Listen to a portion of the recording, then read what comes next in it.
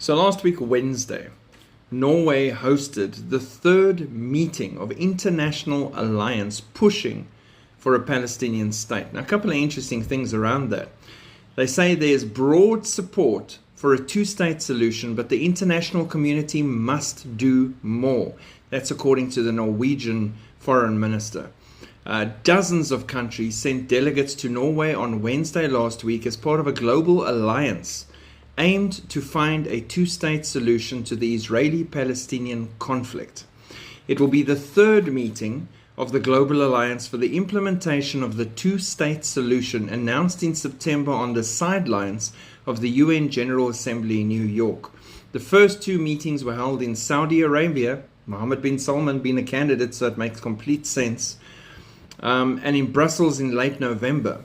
While we must continue to work for an end to the war in Gaza, we must also work for a lasting solution to the conflict that guarantees self-determination, security, and justice for both the Palestinians and the Israelis, Norway's foreign minister.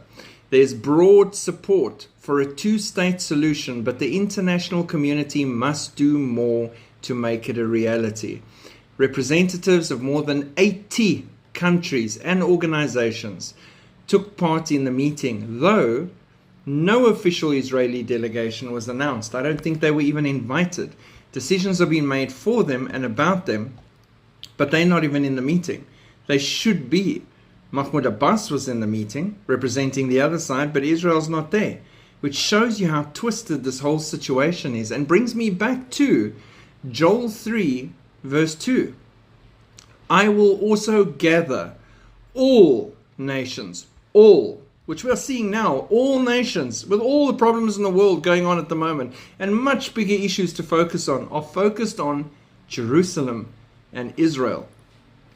And I will bring them down to the valley of Jehoshaphat, and I will enter into judgment with them there, on account of my people, my heritage, Israel, whom they have scattered among the nations. They have also divided up my land. Now get the stress here. The word is my land. While everyone fights about whose land it has been given to the Jews by God, and it remains ultimately his land. When he comes back for his 1,000-year reign, guess where he's heading? To Israel. Not to a divided land, to his land.